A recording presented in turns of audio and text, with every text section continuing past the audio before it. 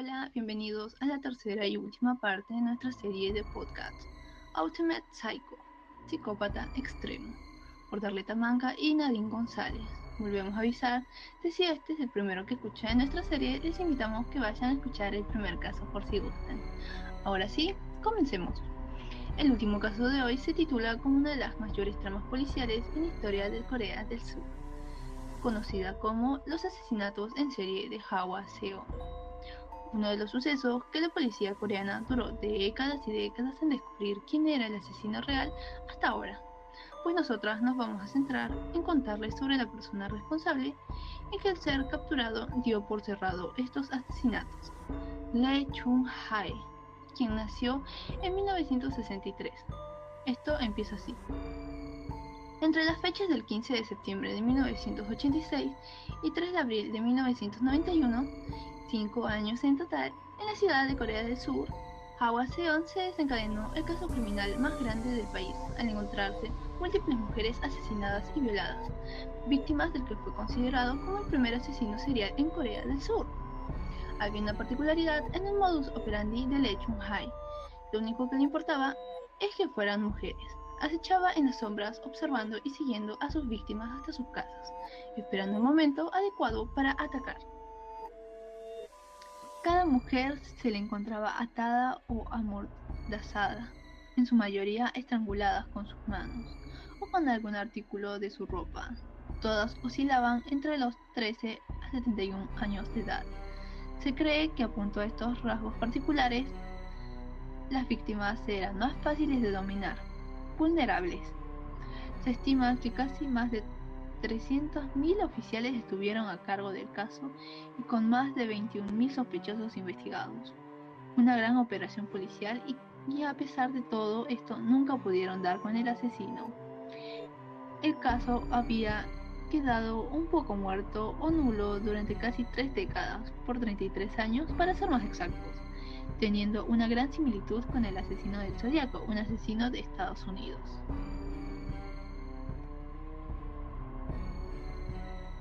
No fue hasta que Lee Chung-hae confesó el haber sido responsable del asesinato de 10 mujeres dentro de esa ciudad en ese momento, y las pruebas de ADN que se realizaron en el 2019 que se pudo resolver todo. Ya verán cómo fue todo el procedimiento. La primera particularidad de este caso es que ya lo habían atrapado antes, pero solo fue acusado de robo. Lo tuvieron en sus manos y sin saberlo lo dejaron irse, ya que 2 semanas después de que él cometiera su primer homicidio, fue atrapado invadiendo propiedad ajena junto con un arma. Cabe aclarar que en aquellos crímenes nunca utilizó un arma, solo sus manos. Se creía que iba a atacar y asesinar al propietario, pero para su mala suerte fue atrapado por el mismo dueño, el cual se defendió y allí fue arrestado por la policía. Le dieron la condena de 2 años de libertad condicional. El primer homicidio de toda esta cacería tuvo como víctima una mujer de 71 años de edad que atacó en un campo y luego estranguló con sus propias manos. Mientras que la octava víctima fue Park Sang-hee, una colegiala de solo 14 años. Sin embargo, lo especial de esta es que la mató mientras dormía, siendo esta una pequeña desviación en su modus. Esto pasó a desempeñar un papel bastante importante dentro de la historia. Como tal, la creencia entre los investigadores del caso fue que el objetivo principal de este hombre era violar a sus víctimas, aunque la única que simplemente asesinó fue la anciana de 71 años, ya que las demás víctimas sí se hallaron fluidos corporales dentro de los cuerpos. En sí, en algún punto del caso se creía que ya se había capturado al verdadero asesino, pero no.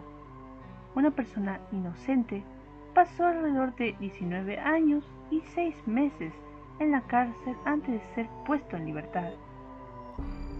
En 1989, la policía bajo sospecha capturó a Jung Sun-yeol, de 22 años, por aquella octava víctima, Park Sang-hee, la colegiala de 14 años, que como tal marcó todo un legado dentro de su carrera criminal, porque se había encontrado vello púbico de June en la víctima, y fue ahí donde la policía pensó que ya lo tenían. Pero lo más increíble de todo esto es que June confesó haber sido el asesino, pero más adelante se descubrió que solo era un vil imitador, aunque se sospecha que en su confesión fue por medio de tortura y exceso de fuerza por parte de la policía. Fue sentenciado a cadena perpetua en una prisión en Busan, pero como ya comenté, se resolvió todo gracias a la confesión de nuestro verdadero asesino. Lo que sorprende es que de por sí, antes de que Lee confesara sus crímenes, ya estaba pasando por cadena perpetua también en una prisión en Busan por otro crimen que cometió, lo cual no fue difícil para después rastrearlo. De seguro se preguntarán, ¿qué hizo? Pues este había asesinado a su cuñada por venganza en el año 1993. Su esposa le había solicitado el divorcio y su separación al no ser de acuerdo mutuo. Este invitó a su casa a la hermana de su ex esposa de 18 años, de nombre no revelado, la cual drogó, violó y luego estranguló de la misma manera que todos sus crímenes anteriores. Lee, junto con su suegro, fue a reportar la desaparición de su cuñada, ofreciéndose a unirse en la búsqueda, pero dado a la sospechosa actuación no muy convincente y dado a que ya tenía una historia bastante completa, lo hallaron culpable del asesinato. No solo eso, sino que no pudo él mismo haberse incriminado, ya que en el interrogatorio este había preguntado que cuántos años pasa uno en prisión por asesinato y violación. De ahí los policías se percataron de ello y que en ningún momento se había mencionado que era sospechoso del crimen y que iba a ser arrestado por esos términos. Solo que su cuñada se había perdido, además de que si pensaba que era inocente no debía preocuparse por ello. Eventualmente, por el aumento de sospecha de los policías, lograron la confesión completa de Lee, aunque luego se había retractado alegando que la policía lo había obligado a confesar. Este había sido en su momento condenado a muerte en mayo de 1994, confirmándose en septiembre del mismo año, pero la Corte Suprema de Corea del Sur revisó el caso en 1995 y su sentencia se redujo a cadena perpetua en una prisión ubicada en Busan, con la posibilidad de libertad condicional después de 20 años. Y como tal, la policía no descansó con la investigación de los crímenes en Guasón. Pero no fue hasta septiembre del año 2019 que se hizo un gran descubrimiento por unas muestras de ADN, halladas en una pieza de ropa interior recuperada de una de las escenas, que coincidieron con las que, luego de una investigación adicional, relacionó a este hombre. Al principio, Lee, cuando se le preguntó si era responsable de esos crímenes, respondió que no, alegando su inocencia. Pero a pesar de eso, las pruebas ya estaban claras, y hasta el 2 de octubre del mismo año, que la policía anunció oficialmente que el asesino en serie de Guasón había sido capturado. Este, a pesar de haber confesado con lujo de detalles sobre los 10 asesinatos cuando fue atrapado, también comentó otros 5 adicionales, 3 de los cuales tuvieron lugar en Hwasun y 2 en Chungju, la capital de la provincia de Chuncheon del Norte, y que realizó entre 30 a 45 intentos adicionales de violación, dado que no se sabe bien cuántas escaparon o pudo someter.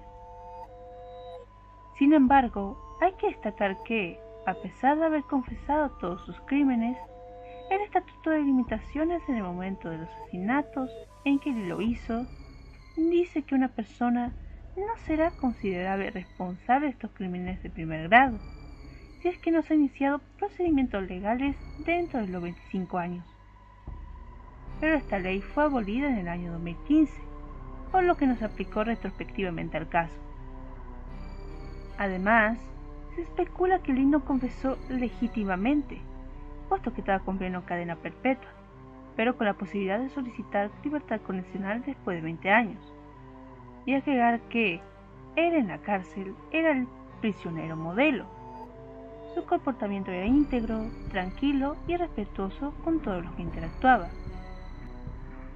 por lo que su confesión no agregó más años a su sentencia, dado que era una cadena perpetua. Pero las autoridades pueden llegar a utilizarlo en su momento como justificación al haber marcado para en así masa la rechazar historia la de libertad Corea del condicional Sur. de Lee Lee Chung-hee. Chung-hee ha recibido varias adaptaciones, sea series o películas coreanas inspiradas en estos asesinatos, pues es una de las más infames que ha sucedido dentro del país, como los siguientes dramas: Confesión de asesinato del 2012, Gap-dong del 2014, Signal del 2016, Túnel del 2017, Criminal Minds también del 2017, Socio para la Justicia del 2018 y otra vez Signal, pero esta vez una serie japonesa también del 2018. Además, el crimen sirvió como argumento principal de una obra de teatro que luego se llevó a la pantalla grande en 2003, Memories of Murder, del mismo creador que Parasite y de Netflix. Y no solo eso, también sirvió para revivir la investigación en ese tiempo. Un caso que me impacta bastante por la gran perseverancia que tuvieron los policías coreanos para capturar a aquel bastardo durante años y años. Igualmente, es algo desconcertante el que pasaran varias décadas cuando ya tuvieron al asesino frente a sus narices. Tuvieron descuerpos y las muestras de ADN de Lee en los sistemas policiales, y aún así es extraño cómo no se pudieron emparejar esos resultados todo ese tiempo desde que Lee se encontraba ya en la cárcel por el asesinato de su cuñada entre los años 1977, además de cómo pasaron desapercibidos esos 5 asesinatos adicionales. Es un asunto de mucha cuestionabilidad hacia la policía coreana. Y bueno, acá se termina nuestro último podcast. Espero que les haya gustado cada uno de los casos que les hemos brindado. Les invitamos a que compartan esta serie de podcasts con sus amigos o por demás medios para que llegue a oídos de otras personas. Y aquí nos despedimos.